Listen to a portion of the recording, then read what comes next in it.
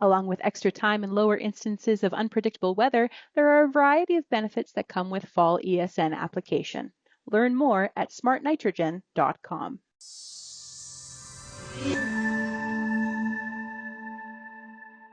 I'm Lindsay Smith with Real Agriculture and Real Ag Radio, and joining me now is Chris Vervaet. He's the Executive Director of the Canadian Oilseed Processors Association, COPA, as you are known. Chris, welcome here. Who is COPA? Yeah, thanks, Lindsay. COPA, as you say, is the Canadian Oilseed Processors Association. We are the association in Canada that represents the interests of the crushing companies that do business here in Canada. We've been around for more than 3 decades. We work really closely with the Canola Council of Canada. So we are part of the canola family, and our linkage to the canola family is really through the good work that we do in collaboration with the value chain. Okay, so now I think for many of us, especially in Western Canada with canola, the good news story of the last few years has been the incredible amount of the expansion of the canola crush in Western Canada, of the actual infrastructure, either in place, planned, in the works, etc. Where does most of that crush go? So where does Canadian canola end up as far as oil or meal? Yeah, for sure. Some exciting times for the industry with the expansion that is underway. I would say that most of the canola oil is still very much destined to the food market. That's our base. This is a market that we can not lose sight of and will not lose sight of. So the food market continues to dominate in terms of where the oil flows. A lot of the expansion, though, that is underway is predicated on what is not necessarily a new market, but we can call it a growing market, and that is biofuels. So a lot of the canola oil over the last couple of years has started to flow into the biofuel market. But I want to be clear that that is not taking any canola oil out of that traditional market. This is additional incremental demand as it relates to new flows of canola oil in the United States and here in Canada as well.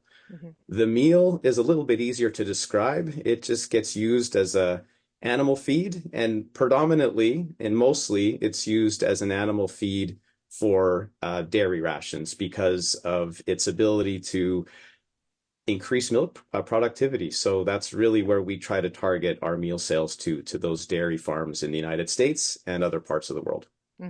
Dairy cows love it. They make lots of milk on it, so it's a win-win. Everybody wins. All right. Exactly. Yeah. Okay. So, but an important point, I think that we in this context, because we're going to talk about sort of some of those challenges for where canola oil or seed for crush ends up, specifically in the U.S. But yes, the focus is obviously food, but there has been, of course, in recent years, more of a push on the policy side for renewable fuels, for biofuel, for lower carbon intensity fuels, all of these words that people may hear or see in policy. And so one of the reasons we're talking today is there are, of course, things in the U.S. on the policy side in the works that may potentially have an impact. We're not sure yet on that market for Canadian canola. So we're talking about 45Z. We're going to call it Z because we're Canadian, but I'm sure in the US they use Z. That's okay. We can celebrate our differences. So we'll start there, perhaps, of what is 45Z and why is the US sort of working towards this policy based on some of the factors that are happening with imports, exports, etc. Sure. So 45Z is a provision that's part of the Inflation Reduction Act, which made quite a bit of news a couple of years ago in terms of putting that law into effect in the United States. And what it is essentially, 45Z, is a tax credit for biofuel producers in the United States. That's what it is at its highest level. Tax credits for biofuels in the United States are not new.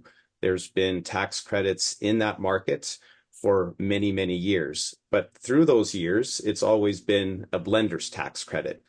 45Z is significant in that it changes from a blender's tax credit to a producer's tax credit.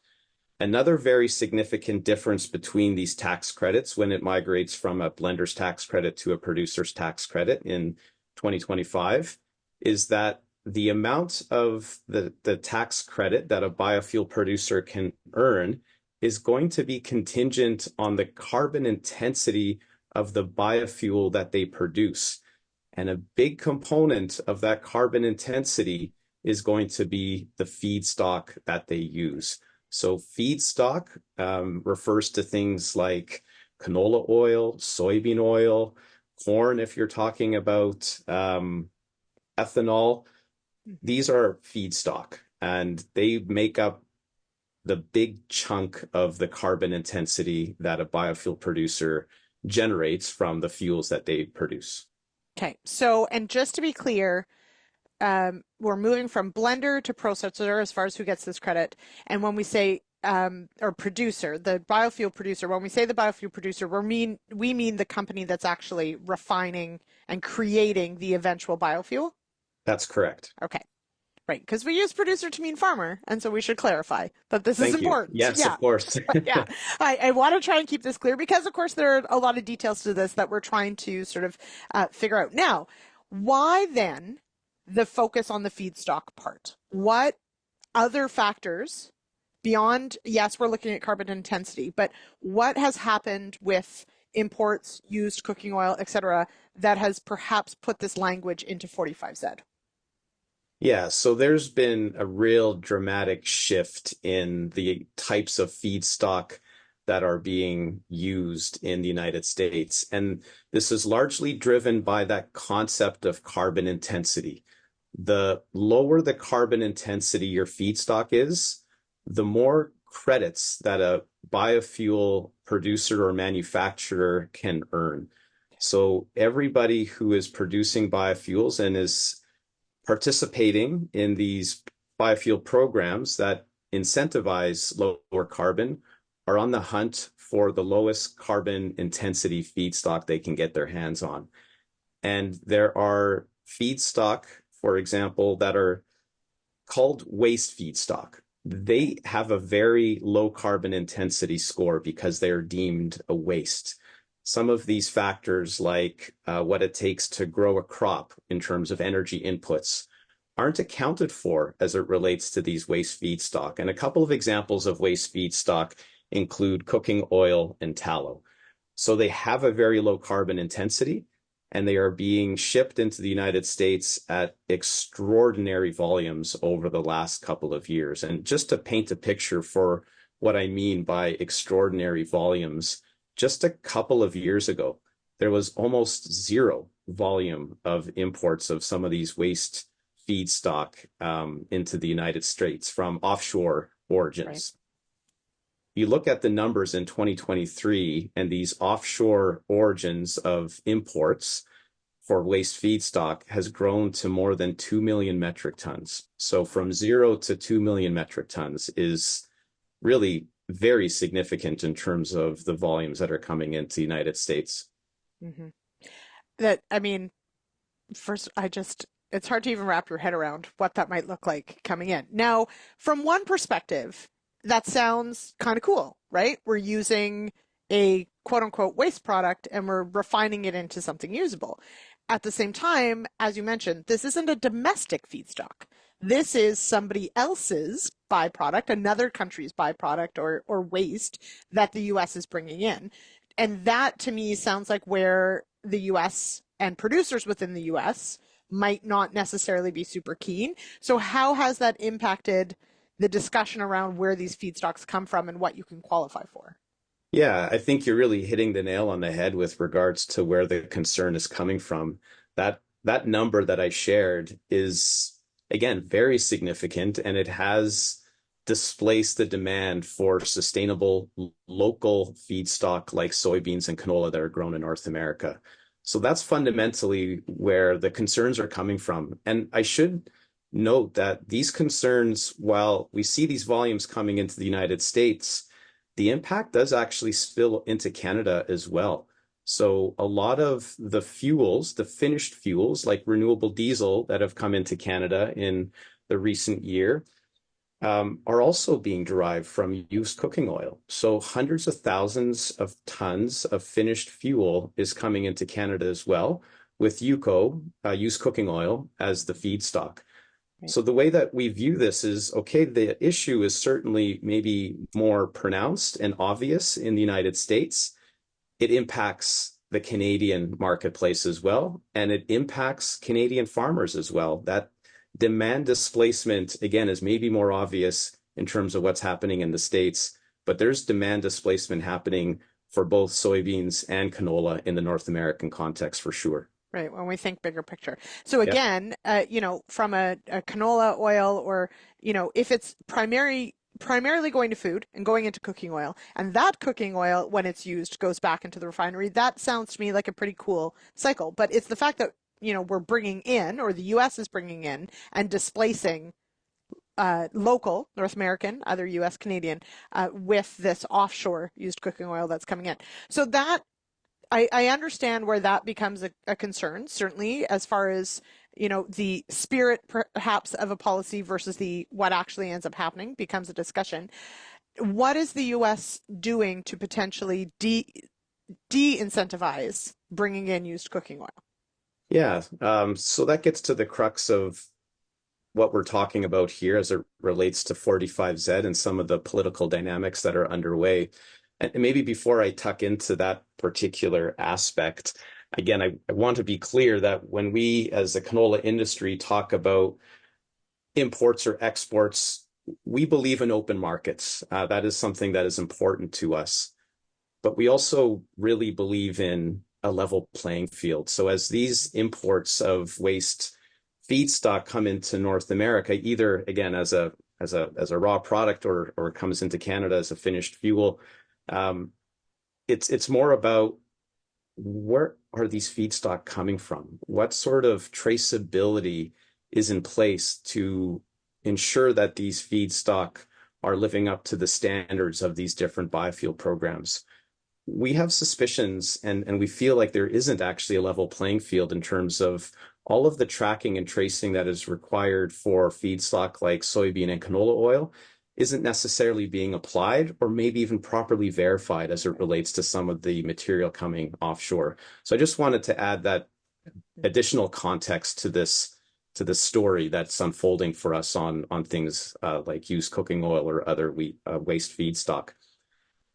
But at the end of the day, that's our concern. And what the US stakeholders have been calling for is, and again, to really level this playing field to some extent, is for 45Z, this tax credit, to include a provision that only allows eligibility for feedstock that are domestically produced.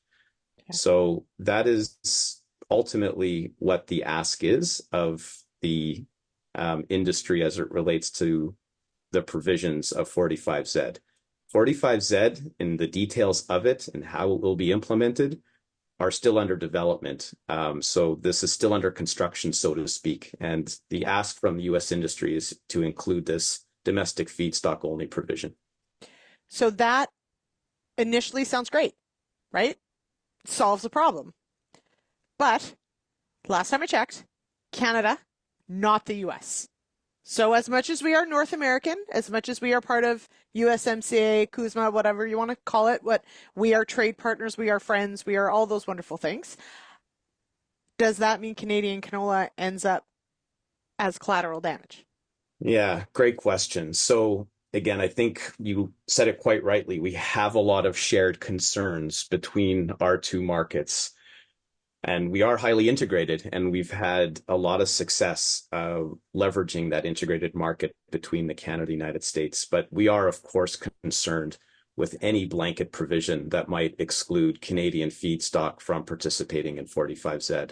This is something that is very much top of mind and something that we are working as an industry to best address in terms of engagement with the Canadian government on some of these aspects that I just outlined. Again, it's complicated, right? There's different trade flows that might be unintended and creating some consequences as a result. So we are starting to have some of those conversations with our government, with our US stakeholders as well. Mm-hmm. So as you mentioned, 45Z under construction, so there's potentially provisions that could be allowed for in there. barring that though, let's say that, it's not necessarily fully addressed. Does something like an overarching North American deal like CUSMA, USMCA address something like this, or could it, seeing as that is coming up, or what would happen potentially if things aren't addressed in 45Z? Yeah, I mean, we hope so, right? Again, it's that integrated market, whether it's through CUSMA or just that long-standing relationship that we have between our two countries. We are hopeful that we reach a point that some exemptions, for example, are granted for Canada. This is by no means without precedent as it relates to possible exemptions or carve-outs or whatever you want to call it as it relates to this domestic provision that might find its way into 45Z. In fact, if you look at the Inflation Reduction Act, which is a monstrosity in terms of the amount of pages that one would need to read. But if you do read that kind of stuff, like I do, you will find provisions in that act that already have specific provisions for U.S. trading partners. So, for example, that can mean CUSMA. So for some of the other provisions that they have in the IRA, for tax credits on different technologies or different sectors, there are existing carve-outs for partners like Canada. So there, again, there's a precedent there, and I think that would be a good outcome after all of this if there is a domestic provision that there is that carve-out for Canada. Okay. All right, Chris, thank you so much for explaining this. It is complicated, as you mentioned. There are many facets to this, but we're trying to make sense of it all, and I do appreciate your time today here on the show. So thank you so much. Yeah, thanks again for having me and giving me the opportunity to shed a little bit of light on what you said it quite rightly is a very complicated issue. Absolutely. All right. Thank you so much.